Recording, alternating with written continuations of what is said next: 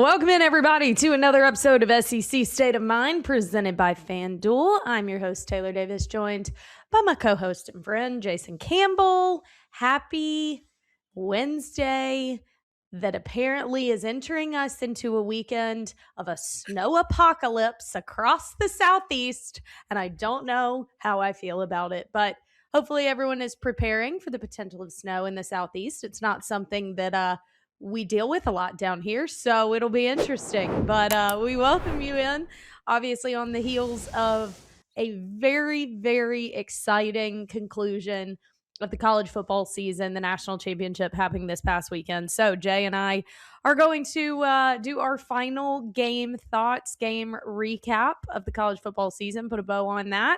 And we'll talk a little NFL because NFL playoffs have also been delivering. And I want to get Jay's take on the four teams that remain. And we are going to start getting into some basketball coverage for all you hoops fans out there as the SEC starts getting into more conference play, and none of us are distracted by college football anymore. So there's that. But welcome in, everybody. Hope that you've had a great week and weekend. Jay, 3-day weekend, national championship weekend. Indiana makes history. They claim their first ever national championship in program history, becoming the first 16-0 team in the modern era, first major college football team to accomplish that feat in a year that had so much depth, so much parity, so many upsets and storylines. Indiana stayed the course and end up hoisting a trophy and bringing it back to Bloomington for the first time ever, which was unbelievable and just had every seemingly thing against,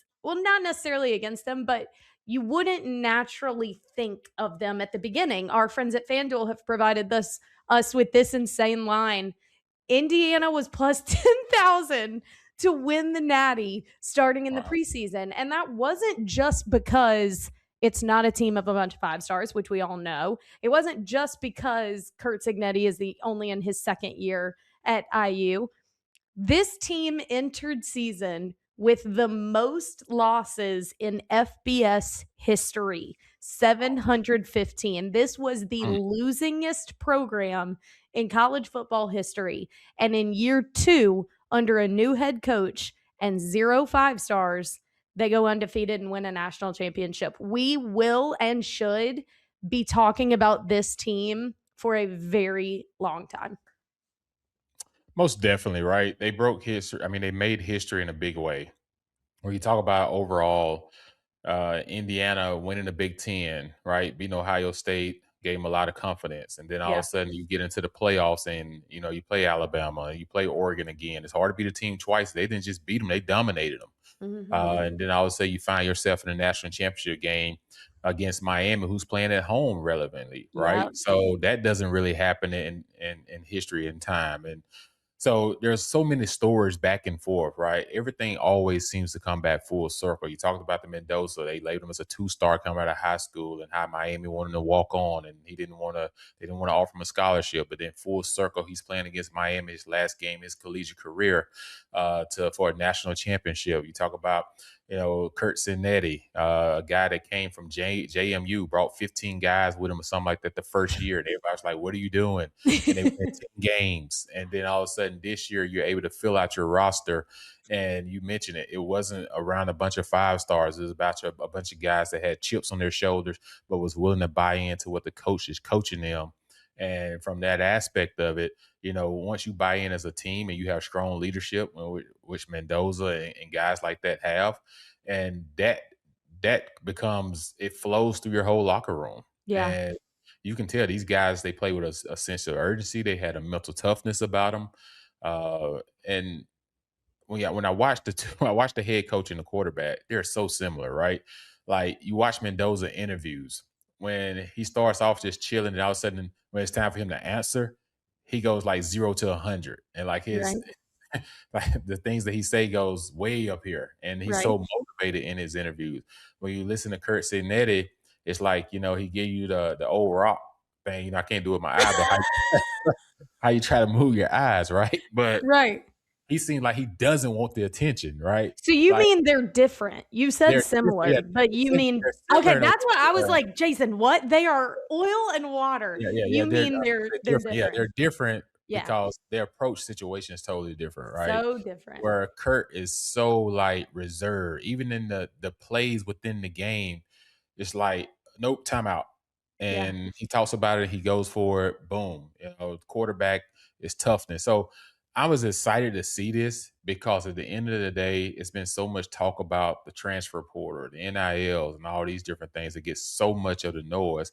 And yes, NIL played a big role in Indiana's success and So being did the able to get to transfer certain portal. games, and so did the transfer portal, right? But it's about hitting on the right pieces. Yeah, That's the key.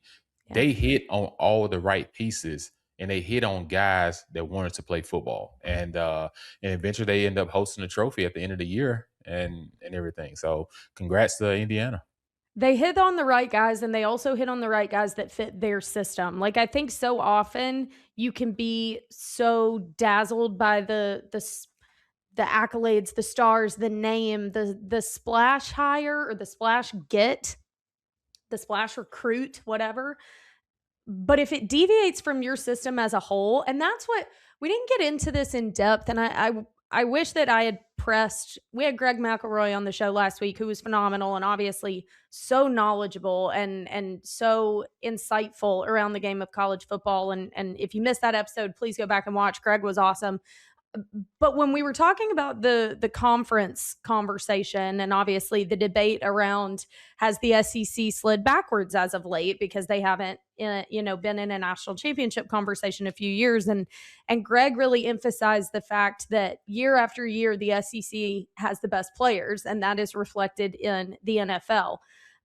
But to me, I think you go beyond that and you say, okay, well, what are we quantifying as best? Is it what makes it up? Because yeah, then that would be true, the best individuals. But I'm quantifying it based on who are the best teams, and I don't know that that's the SEC this past season. I think that when you look at Indiana, that was a team. That wasn't just a bunch of glitzy, impressive big names with the big Sports Center top 10 catches. This was a team that bought into everything that Cignetti said he was going to do from day one. They bought into the system, they bought into the brotherhood. And to your point, they're still getting paid. We all saw Mark Cuban. We all know that that money is starting to roll into Bloomington finally. The transfer portal, Fernando Mendoza was at Cal. I'm not saying that they aren't participating in all of it, but it's not we're not nickel and diming the five stars all over the country to build the glitziest roster. A lot of the teams that did that this season didn't find themselves certainly not in a long run like this. I mean, Miami being one of them. Carson Beck got paid a lot of money and his collegiate career ended on a pick. And that's I just think it's such a great example of how to find the happy medium of using all of the opportunities and resources to your advantage as a program, but not getting so fixated on it that you don't still emphasize team, system, scheme, and culture. Those still matter. And I think Indiana was an example of that. Yeah, culture is the biggest part, right? You have to recruit guys that fit your culture and what you're trying to build, right? You And they can't did. every person that hits the portal or every person that's labeled a 5 star or high end 4 star doesn't mean that they automatically supposed to be on your roster. Like you have to do your research and your homework of sitting down with these guys, making sure that the mindset and the attitude match what you see on the film. Because what you do off the field matters on the field as well. Right. When you're trying to negotiate with guys within the locker room, what's your most prized possession? Is it hosting a championship or is it worrying about who's making the most money? Right. At the end of the day, is everyone has to understand there was a time that nobody could get paid in college.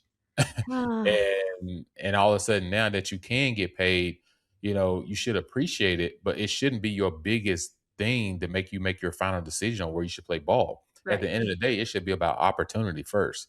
Like opportunity, you may have to give a little bit in the NIL portion just to gain a lot more Yeah. because the opportunity presented itself for you to have a chance to go play football and extend your career on Sundays. But Right. if you go take the most money, but you don't fit the system, you don't fit the scheme or the culture, then all of a sudden you fall to the side. Yeah, you made a little bit more money at that point, but that's where it stops and ends. Mhm.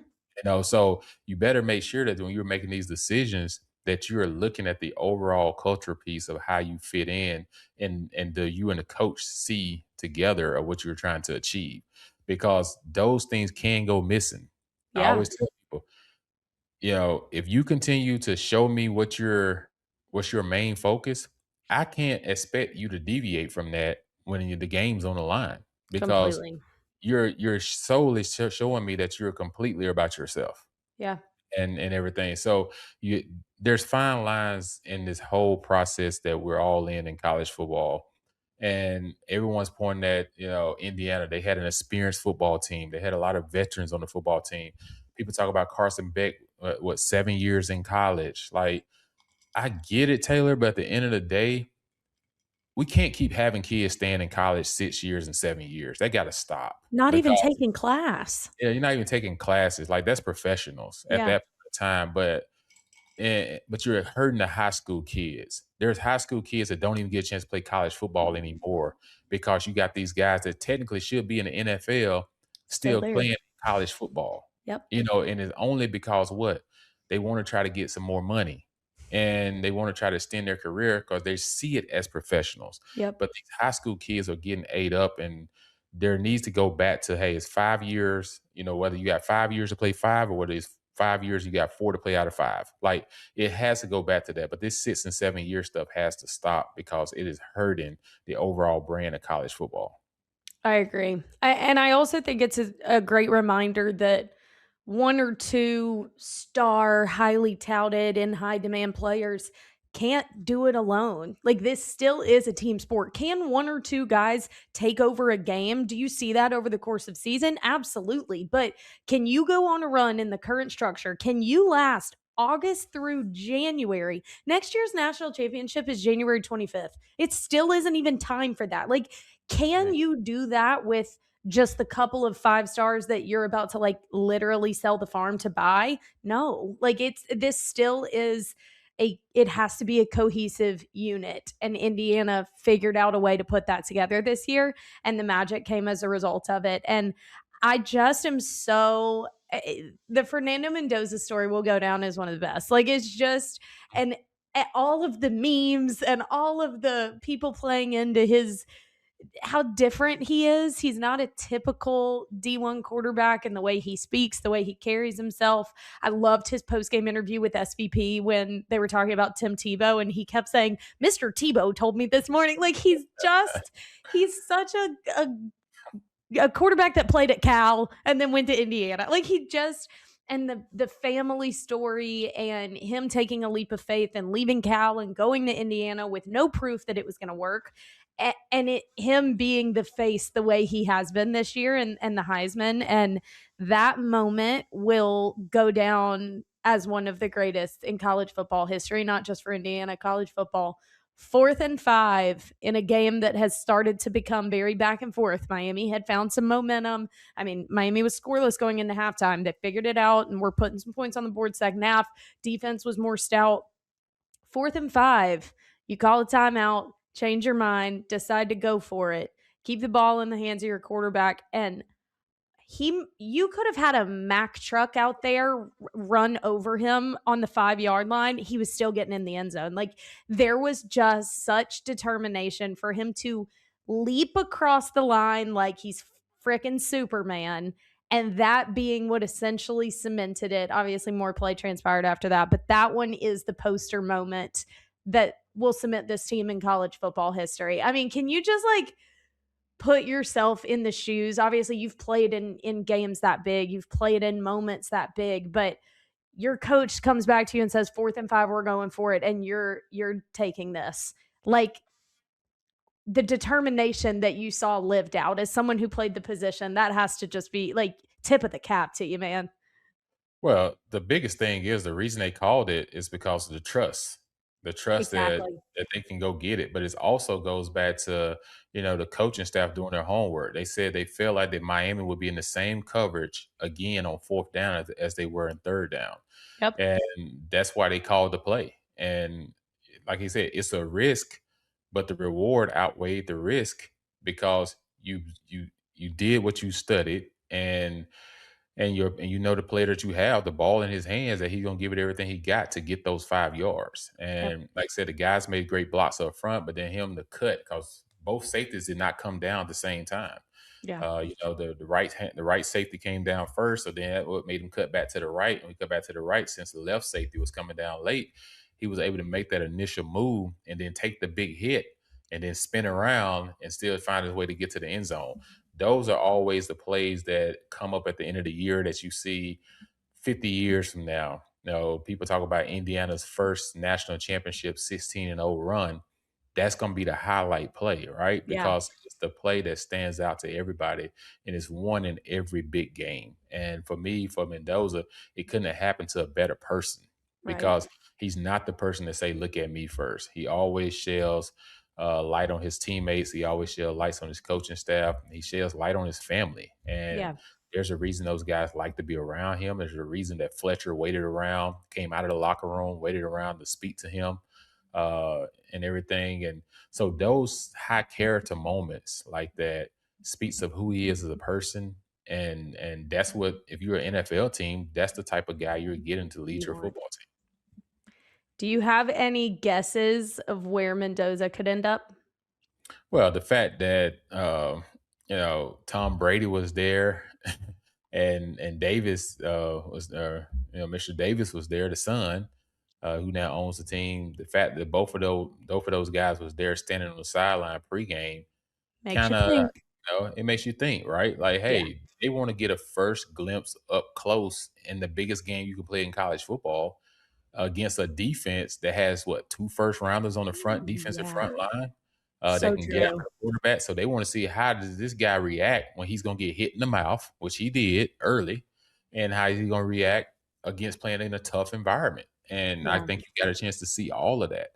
My only sour part of the whole game is I know Carson Beck wish he had the throwback, right? Like For we sure. understand that, but at the end of the ball game, man, as hard as it is and as bad as you feel, always show sportsmanship and go find a guy and say, hey, man, you know what? Great game. Congratulate you and your team on the national championship. It's a bad look when you kind of walk off the field It's a terrible look.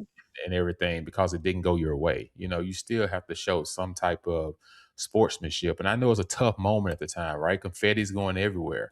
But at the end of the day, man, you're not in the national championship game if it's not for your play against Ole Miss. Like Mhm. you made some great plays and you drove your team down the field to win the game to put Miami in the national championship game. And So Trinidad Chambliss shook your hand. yeah, Sherman that Shams came and shook your hand at the end of the game. Yeah. So it's just sportsmanship, man. I hope all young people learn from these type of things. And I'm Yeah. not just shouting them out. It's happened numerous times with some guys, but it is something to be said about that, man. Fletcher gets a lot of praise Right. because he waited around to say something to Fernando. He could have just went on about his business. For sure. Now he did end up swinging on an IU player, which was really unfortunate because I totally agree that that moment, him waiting, because that has to be an absolutely brutal experience to be, especially for them on their home field. Like Mhm. watching someone celebrate a national title in Jordan Hare. Are you kidding me? I don't think I can think of a more painful situation. And so to make that initiative to wait on the 8 million interviews that Fernando had to do after what says a lot. It really does. Also, Fletcher signed Jesus Loves You after one of his touchdowns. So like I hate that swing on the IU player was I think the swing though, shown. I think yeah, he still shouldn't have swung on him. But the whole thing, I think Fletcher's dad passed away last October, right? He did. I think the dude said something about his dad, and losing his dad or something. Oh God.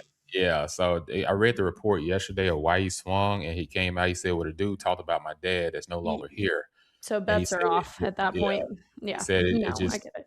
it caused him to tick off in that Yeah. moment. It's very high emotions, and even in all of that, he was doing the noble things that his quarterback chose not to. I agree with you. I thought that was a really bad look. Well, as we close the book on the 2025 season, 2026 national champions, Indiana Hoosiers, like I said, after being the losingest program in FBS history, Curt Cignetti took that job, stood up on a stage, and boldly said with his whole chest, "I win everywhere. Google me." Having been at JMU prior, takes over a team that had no expectation of being national champions. And he didn't just make it happen, he made it happen in 2 years. I don't think that you can overstate what an incredible job he's done in the day and age of college football that most people think is the hardest time to do it. Do you think this is sustainable? Do you see IU just continuing to build from here? Or do you think this was the lightning in a bottle 2019 LSU team? That's my first half of the question. My second half of the question, do you think there's a coach out there right now that could do something similar in the next couple of years? Whew. I say this. It's a difference between being chased and being the chaser. Facts. I think coming to the season in Indiana, everybody knew there'd be a good football team, but no one really took them serious. Even towards the end of the year, people were like, oh, they're undefeated, but are they really number one? Have they That was schedule? one. Yeah, like, and Guilty. there was reasons though, right? Yeah. Their schedule wasn't even in the top 35, I don't think. Mhm. So Mm-mm.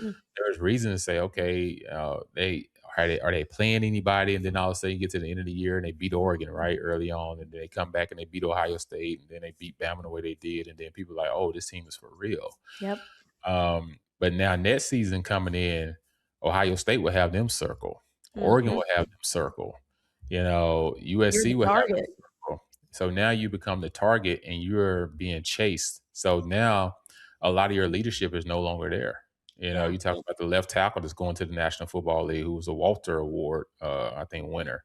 When you talk about, Fernando, a big part of your team, Yeah. leaving, the receiver that stayed on when Coach came there and said, it might be best for you to leave. And the kids said, like, no, I'm not going anywhere. I'm gonna stay here and compete. And had two of the biggest catches in the ball game Becker. on those back shoulder throws, Mhm. Becker. So you talk about the stories, right? Every championship team has great stories, but Yeah. it is hard to duplicate because now you're no longer looked at as the Cinderella. Yeah. So will they be here for long term to compete? I say yes, they'll be able to compete because of the head coach. Like, Right. as long as he's there and the platform and the culture is there, he's going to recruit the right people and bring in the right kids. So they'll continue to win Yeah. and have winning seasons. It doesn't mean they're going to be in a national championship next year, but they will be spoken about, in the season.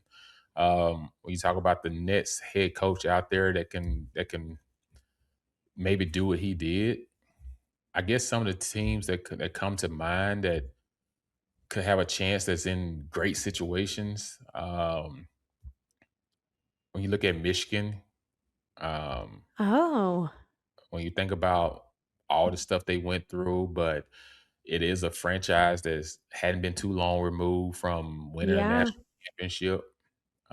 You get the right pieces in place. They're a True. team that can turn around pretty quickly. Penn State with Campbell coming I from Iowa. agree. Campbell always won at Iowa State. He never had the roster that Penn State has had throughout the Nope. years.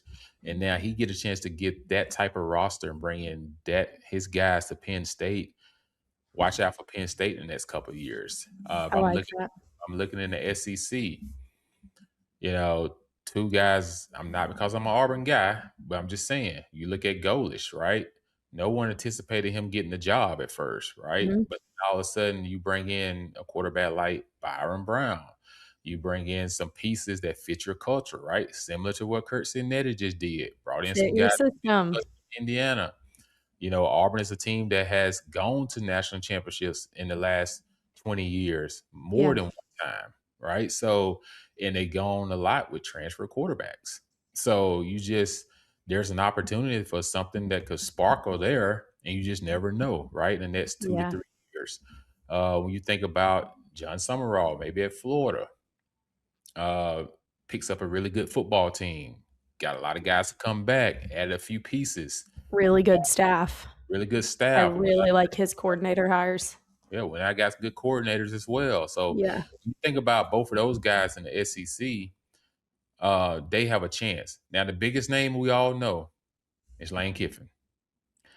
Lane has a chance to do it in year one. right? LSU gave Yeah, him all the resources. You paid a to do quarterback it. $6 million, a veteran quarterback. You went out and signed a high price receiving class. You went out and got every offensive lineman that was available. So you finished with the number one transfer portal class, and you have all the resources. And you probably got a little fire lit up under your butt because of how Ole Miss was able to show that they could win even after you left. For sure. Now everyone's gonna have the pressure on him. So if someone had to do it this year, I would probably say Lane, but it's still not fair to Curt Cignetti though. He did it at It's Indiana. not the same. Exactly. Like, Yeah. you literally took a banana and made it a chicken nugget. You know what I mean? Like, Indiana was not a football school. Like, you made something that wasn't into something that not just is, but is at the absolute top of its category. Like that, I don't know that we will ever see something this impressive again, to take over something that was the true bad news bears of college football and take them to a national championship title in the toughest era of college football in year two. Like, another one, and not to keep on the JMU train, but Bob Chesney at UCLA will be a very interesting one to follow too, because UCLA also has a lot of resources, and Bob Chesney wins very quickly where he goes to, and obviously has had people like Cignetti and even Saban that he has learned from, and so he's one to watch too in the up and comers. But I just don't know. Even like Sumrall at Florida, Florida used to be synonymous with championships, so it is just, I'll never get over what Cignetti was able to accomplish so quickly at a place like IU. And I hope that Hoosier fans, I know they did, but enjoyed the heck out of this, because I can only imagine, as an Auburn fan that did experience a national championship all of 16 years ago, I'm clamoring for one and would be in actual tears if it happened again. I can't imagine going my whole life with football not even being a concept, and then boom, it happens for you. So congratulations to the Hoosiers. Congratulations to Curt Cignetti, Fernando Mendoza, everyone associated with that program, for pulling off what felt like the impossible, and certainly a lot of excitement for where this program could potentially head under Sig. Well, as we turn the page on college football, the NFL season still has a few weeks to go. The NFL playoffs have certainly delivered. The divisional net. I'm going to take a moment. Divisional The round. divisional. All right, Jason, I'm so tired. I'm hanging in there. The divisional round was absolutely nuts. 2 of the 4 games going into overtime, crazy fourth down catches. It was just everything that you want. Incredibly competitive, and sets us up for conference championship week. Patriots, Broncos.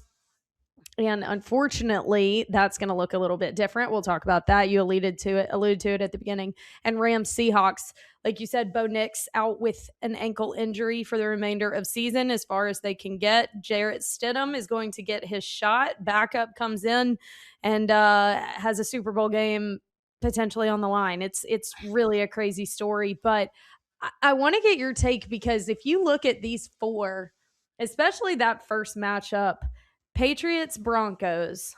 So let's say, I know the Bo Nix injury, but let's not focus on that. Bo Nix and Drake May, okay, being the quarterbacks leading those 2 teams, and we're in the conference championship weekend. Rams, I'm going to throw that one out. We all know what Matt Stafford can do, and he just keeps doing it. But even the Seahawks, Sam Darnold, I worked for the Panthers when he was in Carolina, and this wasn't happening. Like, this guy has had a very up and down career in the National Football League, and that team looks incredibly tough. Just looking at the quarterbacks that have gotten to this point of the playoff, any of them surprise you the most? Because this is impressive. I would say this: coaching matters Yeah. big time, right? When you think about Drake May, how he looked in his first year under the other regime, Yeah. compared to how he looks now under Coach Vrabel and their offense and the way that they do things, right? So he was like a totally different quarterback. He's up for MVP, right? Yep. Coaching matters. When I think about Sam Darnold, being drafted and how he played in Minnesota, uh, with that offense and everything that got him put back on the map, right? Same place that Kirk Cousins played that got him put on the map, Yep. right? And Kirk ended up getting a big contract to Atlanta off of it. Then all of a sudden, Sam Darnold gets a big contract to Seattle off of it, right? And then all of a sudden, you get with guys that know how to coach the position, but know how to build football teams. Yeah. And I think when you look at Sam Darnold, his story has to amaze you, right? Out of all of the guys, because the different roller coasters that he had to go to and had to endure, and now he Yeah. finds himself in the NFC Championship game. When you think about Bo Nitz, everyone was saying early in the year, he plays very protective. He just throws the ball short. And as the season went on, Sean Payton developed more confidence in him. But Sean Payton has always done well with quarterbacks, right? So Yeah. just what gives you confidence with the Broncos this weekend is Teddy Bridgewater went 5-1 under Sean Payton coming in as a backup. Jameis Winston, I believe, was 5-2 coming in as a backup under Sean Payton. Yeah. So he's gonna have Stidham ready to play Yeah. and everything. So he's done well, and he's always had veteran quarterbacks at the backup position. He had Mark Brunell when he had Drew Brees, Mm-hmm. a veteran. So he's always gonna keep guys that just in case I don't have a young buck, I have a guy that's played football. Yeah. And now for Stidham, he hadn't played in a while in a relevant game, right? Almost 2 years. That's hard. It's a tough situation coming into. You don't get a lot of reps as the backup in the NFL. You may get 5 reps per practice with your offense. The rest of them, you're running the other team's offense. So this is a tough situation for him to come in, but he can't come in this game, Taylor, feel like he has to go win it. Yeah. Like he almost has to do, Nick Foles sent out this quote and say, hey, backup quarterbacks do really well when they come in and play against the Patriots. It's true because the Patriots don't know how to defend To because prepare. they know Yeah. what Sean Payton is going to call, So right? true. At the end of the day, they don't know what tendencies he's going to use. The guy that he's been coaching all year is not playing. Right. So the advantage kind of goes to Denver in that situation because they're playing at home, and Stidham does have a good arm, and there'll be some things that he's going to do with him. So it makes that game very intriguing to watch. I agree. But when I think about when I think about Matthew Stafford, Iron Man, right? This guy, Truly. you know, is Iron Man. He had to go in Chicago and play against a Caleb Williams who's walking around with a cape on his arms right now because the guy makes incredible plays Yeah. towards the end of ball games.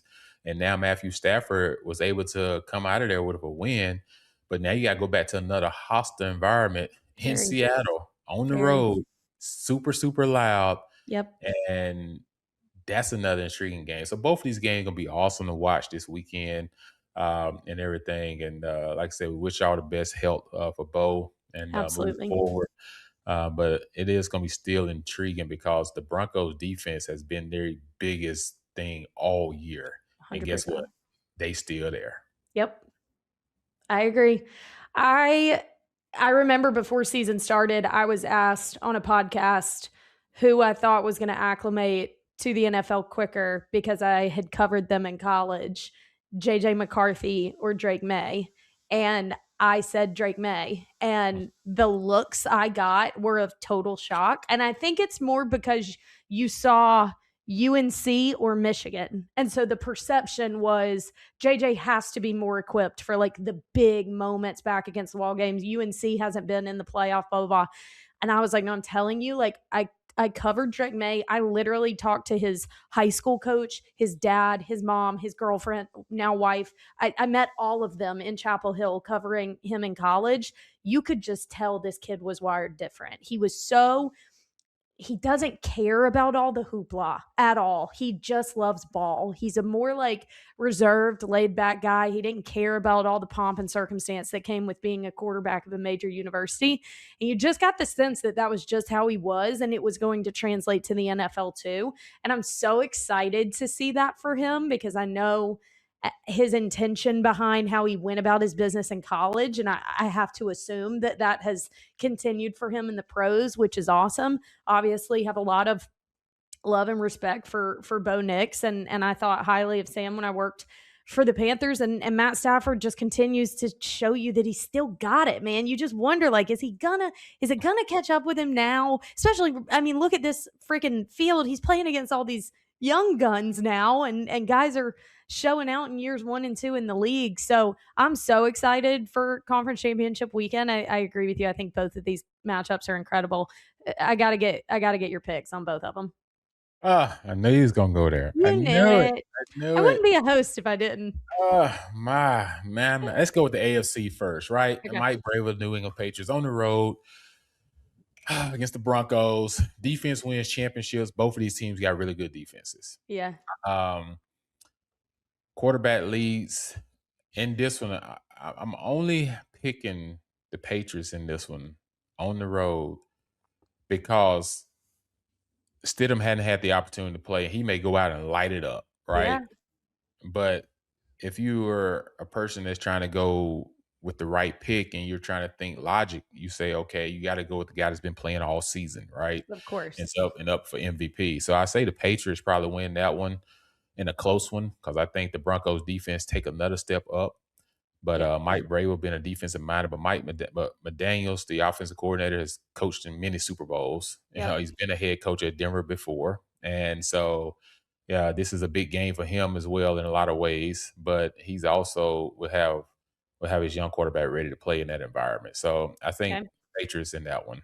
Okay. NFC in Seattle, rock and rolling. Man, Derek Hall come off the edge. Nehemiah Pritchett playing a little bit in the back end. Guys that I know personally, right? But when I think about Matthew Stafford, won a Super Bowl a couple years ago. Cooper Kupp is now in Seattle. Cooper Kupp and Matthew Stafford was like, you know, Yes.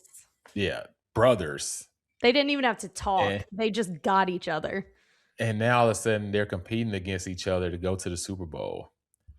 Who's the Come pressure? on. Who's the pressure most on? I think it's more pressure on the home team Yeah. with Seattle, with Sam Darnold, right? I agree. Like in this matchup.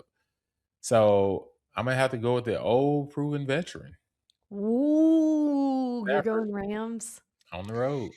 I like that pick. I really do. I mean, in games like that, experience because I mean, there were so many moments in the game that I was like, Chicago's winning this. Like it felt like that's what was going to happen, and Stafford and Co. just pulled something out. They figure it out, and I always tend to lean experience.